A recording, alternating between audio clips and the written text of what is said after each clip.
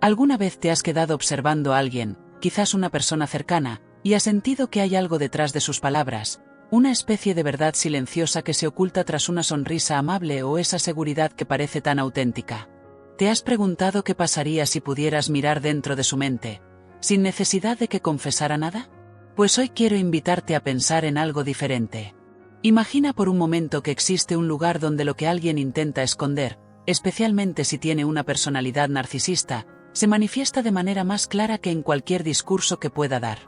Ese lugar no es otro que su propio entorno, su espacio privado, su casa. La verdadera naturaleza de alguien con rasgos narcisistas no se revela en sus promesas grandilocuentes ni en esas miradas que, al principio, pueden resultar encantadoras. Se delata, en cambio, en pequeños gestos, en detalles aparentemente irrelevantes que pasan desapercibidos si no estamos atentos. Son pistas sutiles que, si aprendemos a descifrar, nos muestran una historia completamente distinta. Carl Jung, uno de los grandes pensadores de la mente humana, decía algo fascinante: el inconsciente nunca miente. Siempre encuentra la manera de salir a la superficie, a veces en los lapsus que cometemos, en decisiones que tomamos casi por inercia, o en patrones que se repiten una y otra vez en nuestra vida.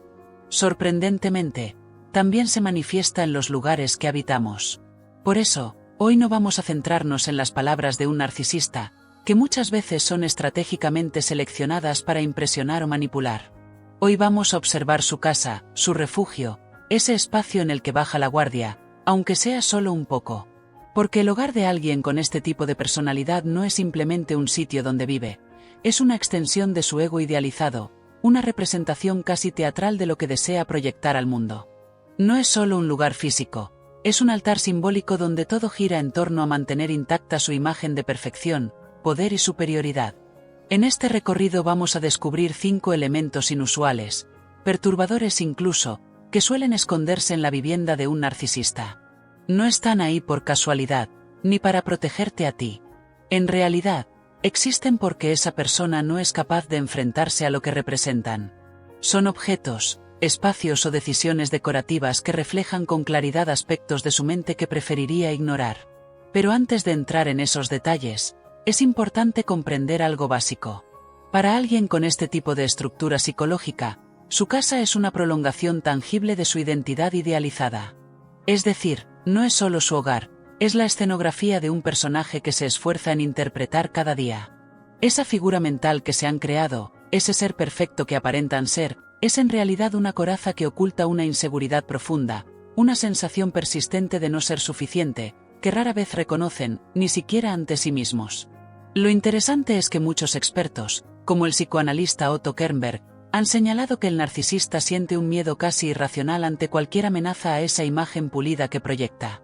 Una crítica leve, una señal de vulnerabilidad, o incluso algo tan simple como un comentario ambiguo, puede ser interpretado como un ataque devastador. Por eso, su entorno está milimétricamente cuidado, incluso si no lo parece a simple vista. Cada elemento está colocado con una intención, aunque no siempre sea consciente. Imagina su ego como un castillo hecho de cristal. Por fuera, brilla y parece robusto, impresionante. Pero por dentro, hay una fragilidad absoluta, un miedo constante a que cualquier detalle lo haga caer. En este sentido, su casa funciona como una muralla invisible, diseñada para proteger ese castillo de cualquier soplo de viento que pueda desmoronarlo. Y es precisamente por esa necesidad desesperada de preservar su imagen, que en su hogar aparecen elementos que parecen sospechosos, cajones que nunca se abren frente a nadie, habitaciones que siempre están cerradas con llave, objetos personales que se ocultan con demasiada intención. Esos objetos no son simples pertenencias. Son manifestaciones simbólicas, expresiones del inconsciente. Jung los habría llamado símbolos encarnados del mundo interno. Y lo más inquietante es que muchas veces ni siquiera la propia persona sabe por qué los guarda o qué representan realmente. Puede creer que está siendo prudente o que simplemente es alguien reservado. Pero en muchos casos, esos secretos materiales son confesiones mudas, testigos de un caos interior que no se atreve a reconocer. Entonces, ahora que empezamos a ver el hogar como un espejo de la psique, es momento de mirar más de cerca. Vamos a explorar esas señales ocultas, esos pequeños detalles que revelan mucho más de lo que las palabras nunca podrían decir. Porque una vez que sabes lo que estás buscando, una vez que entiendes el lenguaje silencioso del entorno, te aseguro que nunca volverás a mirar del mismo modo el espacio de alguien que oculta tanto detrás de una sonrisa impecable. En ocasiones, la mente humana crea laberintos internos tan complejos que, desde fuera, apenas se perciben. Imagina por un momento a una persona cuya identidad depende por completo de la imagen que proyecta, una imagen construida cuidadosamente, casi como si fuera una obra de arte diseñada para evitar cualquier roce con la crítica o el rechazo. Esa figura no tolera la posibilidad de ser juzgada, de sentirse vulnerable, de no estar en control. Para evitar ese sufrimiento, desarrolla una red de mecanismos defensivos tan sofisticada que llega a rozar lo obsesivo. Entre esas defensas, hay una que resulta especialmente reveladora: la acumulación secreta de información. Estos archivos, que pueden adoptar formas muy distintas, no son simplemente recuerdos. Funcionan como un intento casi desesperado por construir una ilusión de estabilidad. Es como si esa persona necesitara tener siempre pruebas, registros, fragmentos de conversaciones guardados por si acaso. Se convierte en su seguro psicológico frente al abandono, la traición o cualquier confrontación que pudiera derribar la fachada. Pero aquí es donde radica el verdadero núcleo del asunto. No guarda esta información porque sea fuerte o confiada, sino porque, en realidad, se siente frágil, temerosa y profundamente insegura. Este tipo de comportamiento es conocido en psicología como una formación reactiva. Cuanto mayor es el miedo interno, más crece la necesidad de construir barreras externas. Así, controla la narrativa, protege su imagen y se defiende en silencio por si algún día necesita justificar o atacar. Puede tratarse de un disco duro escondido entre libros viejos, una carpeta en su computadora con un nombre irrelevante, como Vacaciones Familiares 2016, un teléfono móvil alternativo del que nadie sabe, o incluso un cuaderno lleno de anotaciones sobre errores ajenos. Todos estos objetos tienen un mismo propósito: reducir el pánico de perder el control, de quedar expuesto. Pero esta necesidad de tener el control no se limita a los demás. También existe una compulsión interna, una urgencia constante de reafirmarse, de alimentar esa identidad ideal que tanto necesita creer que es real. Si uno observa con atención, encontrará en su casa espacios casi sagrados, dedicados enteramente a la exaltación de su figura. No son simples elementos decorativos, son símbolos, trofeos, recordatorios visuales de su propia historia reinventada.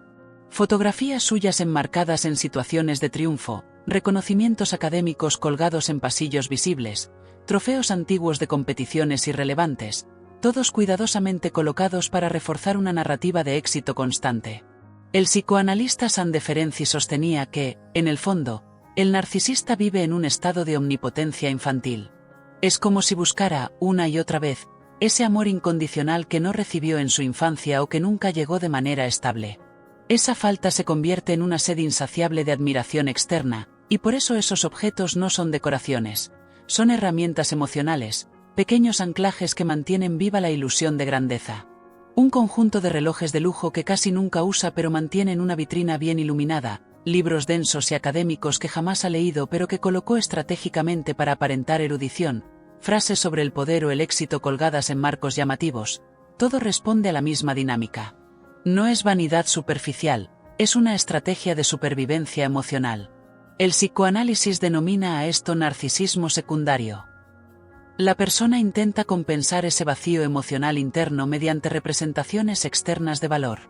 En este sentido, su hogar no es un espacio íntimo, sino un escenario montado, una galería donde se exhibe la versión editada de sí mismo. Sin embargo, al mismo tiempo que ciertas cosas se muestran con orgullo casi teatral, otras permanecen escondidas, resguardadas en rincones que rara vez se abren a los demás. Y es precisamente ahí donde se revela la otra cara del narcisismo. Los escondites, los espacios ocultos que guardan lo que no quiere que nadie vea, ni siquiera él. Porque así como hay un museo del yo idealizado, también hay una especie de sótano emocional, una cripta simbólica donde se almacenan los recuerdos que le resultan insoportables. Allí puede haber fotografías de relaciones rotas que terminaron en dolor, cartas que alguna vez fueron significativas pero que ahora duelen, pertenencias de etapas oscuras de su vida que preferiría borrar, o incluso objetos asociados a fracasos que jamás ha logrado superar. Carl Jung nos enseñaba que todo aquello que reprimimos no desaparece, simplemente se oculta en lo que él llamó la sombra. Esos objetos olvidados son depósitos simbólicos de todo lo que la persona no ha podido integrar, el rechazo, el fracaso, la vergüenza, el miedo, el resentimiento. Son los recuerdos que contradicen la historia que quiere contar. Por eso, se guardan. Porque mostrarlo sería enfrentarse con una verdad demasiado dolorosa, que esa imagen de perfección, de éxito y poder, es solo una parte, muchas veces ficticia, de su identidad. No te confundas. Aunque finja que no existen, aunque nunca los mencione, esos objetos tienen un peso emocional inmenso. Son testigos silenciosos de una lucha interna no resuelta. La teoría psicoanalítica nos muestra que estas contradicciones, cuando no se reconocen, se vuelven síntomas, conductas repetitivas o tensiones persistentes. Y es en el hogar, en esos detalles minúsculos, donde a veces la verdad se revela con más claridad que en cualquier palabra. Porque al final, lo que uno proyecta hacia afuera puede ser una construcción impecable, pero lo que guarda en lo más profundo de su espacio personal habla con una sinceridad que ni el propio narcisista puede silenciar. Y cuando aprendemos a leer ese lenguaje silencioso, nos damos cuenta de que no todo lo que brilla es fortaleza. A veces, es solo una forma elegante de ocultar una herida abierta. Hay personas cuyo mundo interno es tan tenso, tan reprimido, que esa presión acumulada no desaparece por arte de magia. Lo que no se dice, lo que no se permite sentir, lo que se empuja hacia el fondo de la conciencia, termina por emerger disfrazado.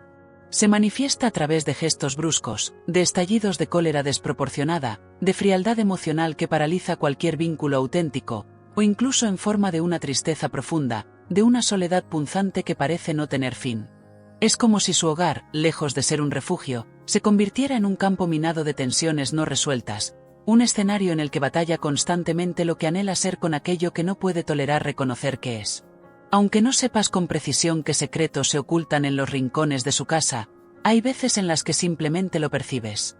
Lo sientes en el aire, en el silencio denso de ciertas habitaciones, en la incomodidad inexplicable que se despierta al cruzar determinados umbrales. No es imaginación. Es el inconsciente hablando a través del entorno. La psicología profunda sostiene que lo reprimido no desaparece, se transforma, se filtra, se incrusta en lo físico. Cuando alguien se niega a enfrentar su propio mundo interno, es el espacio que habita el que termina gritando lo que su mente se niega a escuchar. Algo muy revelador es cómo ese espacio personal raramente resulta neutro. En la mayoría de los casos, se polariza en extremos que reflejan su psique dividida. Por un lado, podemos encontrar un orden impecable, milimétrico, en el que cada objeto parece tener su lugar asignado con una exactitud casi quirúrgica. Todo está tan calculado que cualquier mínima alteración genera una incomodidad profunda, como si una fuerza invisible se hubiese alterado. Pero no se trata simplemente de una preferencia por el orden o la limpieza. En muchos casos, ese control externo refleja la desesperación interna por mantener el caos emocional contenido. Necesita que todo esté en su sitio porque no puede soportar la imprevisibilidad que reina en su interior. Sin embargo, también puede darse el caso opuesto, un desorden particular, meticulosamente descuidado. No hablamos de una suciedad generalizada, sino de un caos aparentemente aleatorio, pero que muchas veces tiene un propósito oculto. Montones de papeles importantes a medio revisar, libros apilados sin ningún orden lógico, proyectos inconclusos esparcidos por el suelo o sobre los muebles. Ese caos no suele ser fruto de la negligencia, sino más bien una afirmación: estoy tan ocupado, mi vida es tan importante, que no tengo tiempo para trivialidades domésticas. En ciertos casos, puede incluso funcionar como una forma de imponer su voluntad sobre los demás, demostrando de manera indirecta que sus prioridades están por encima de las necesidades comunes. Ambas formas de habitar el espacio, ya sea a través del orden extremo o del desorden estratégico, cumplen una función similar: reflejar su lucha interior, su necesidad de control y su dificultad para integrar el caos emocional. Pero hay algo más, algo que tal vez te haya pasado desapercibido, pero que una vez que lo ves, no puedes dejar de notarlo. Me refiero a las zonas vetadas, esos espacios a los que jamás te dejan entrar. No se trata simplemente de un cajón cerrado con llave. En ocasiones es una habitación entera, siempre con una excusa razonable para justificar tu exclusión. Ahí guardo cosas personales, está muy desordenado, prefiero que no entres porque es mi espacio para trabajar. Pero más allá de las palabras, ese cuarto cerrado simboliza una fragmentación interna. Es una separación física del contenido mental que no puede, o no quiere, integrar con el resto de su vida. Es la materialización del secreto, del yo oculto, de la parte de su identidad que no encaja en la imagen cuidadosamente elaborada que ofrece al mundo. Acceder a ese espacio sin permiso, aunque sea por accidente, puede provocar una reacción intensa, incluso violenta. No porque hayas tocado algo valioso, sino porque, simbólicamente, te has acercado a su inconsciente, a su vulnerabilidad más profunda. Para alguien con una estructura narcisista frágil, eso puede sentirse como una amenaza existencial. Y, junto a estas zonas restringidas, aparecen también los llamados objetos sin relato. Elementos decorativos que no parecen tener sentido en el conjunto de la casa, piezas de arte que desentonan o recuerdos personales sobre los que, al preguntar, recibes respuestas vagas o evasivas. Eso lo tengo hace años, me lo regalaron y me gustó. Pero lo que oculta esa ambigüedad es lo más revelador. Esos objetos están ligados a capítulos de su vida que prefiere olvidar, personas que ya no encajan en su narrativa actual, momentos que contradicen la imagen de éxito, control o superioridad que ha construido con tanto esfuerzo. Después de haber recorrido mentalmente este tipo de hogar, después de haber visto las pistas visibles y las huellas invisibles, podemos llegar a una conclusión clara, aunque incómoda. Esa casa, con todos sus adornos cuidadosamente seleccionados, con sus habitaciones ocultas y sus silencios pesados, no es solamente el lugar donde reside.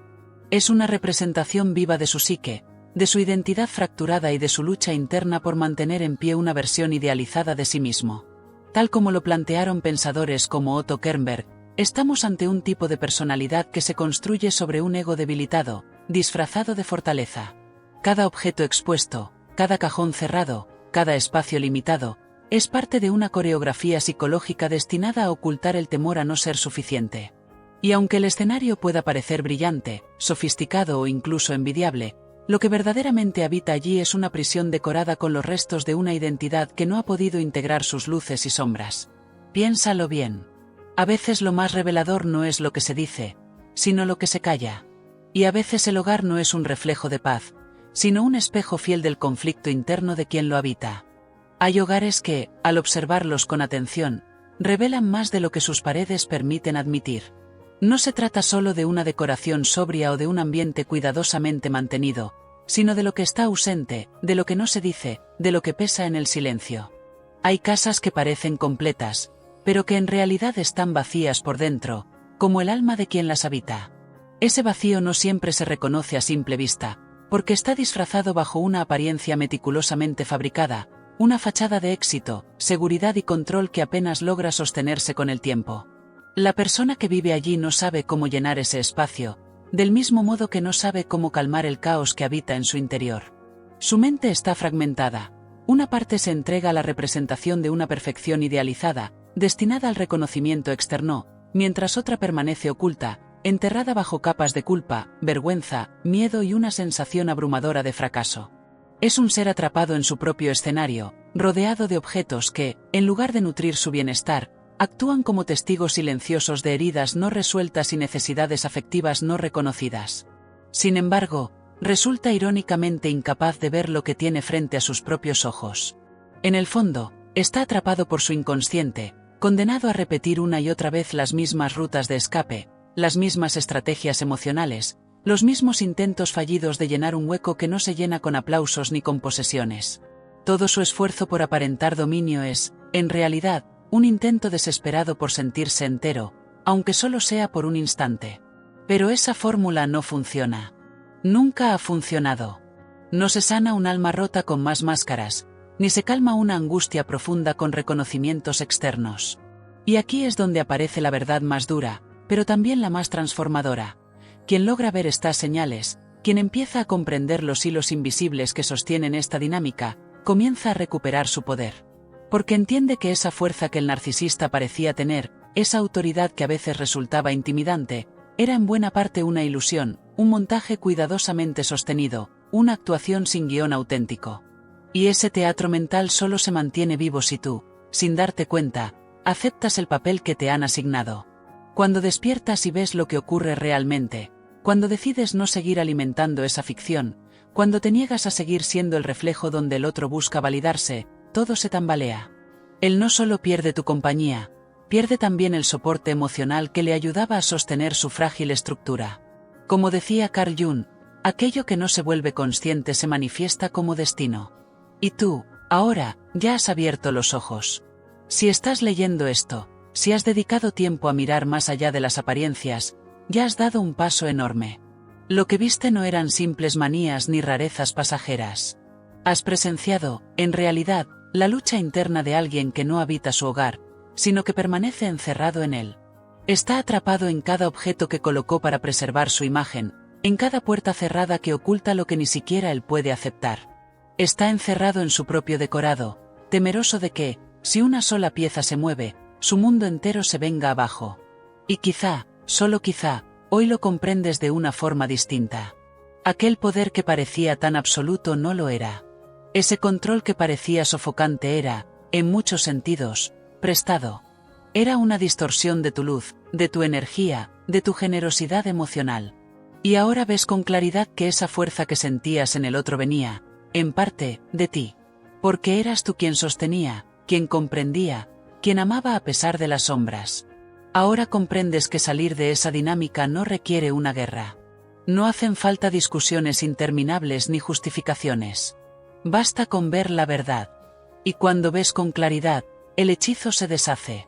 Lo que antes parecía fascinante, puede que ahora te inspire compasión. Lo que en otro momento te seducía, hoy te muestra el hueco inmenso que siempre estuvo allí. Y tal vez, ese sea el mayor regalo que te llevas, darte cuenta de que tu libertad nunca dependió de él, ni de su permiso, ni de sus palabras. Siempre estuvo dentro de ti. Solo hacía falta abrir los ojos y recordar que quien necesita controlar cada aspecto de lo que le rodea es, en el fondo, esclavo de un caos interno que no sabe cómo afrontar. Si al leer esto has sentido que algo en ti se ha acomodado, si has percibido un atisbo de comprensión, si algo resonó contigo, es porque estás en el camino correcto. Un camino que no se recorre de un día para otro, pero que empieza exactamente así, viendo, entendiendo y eligiendo, al fin, tu propio bienestar por encima de cualquier ficción ajena. Y quizás, gracias a eso, también empieces a construir una casa que sí se parezca a ti, una que sea refugio, no prisión. Una casa donde por fin se respire verdad.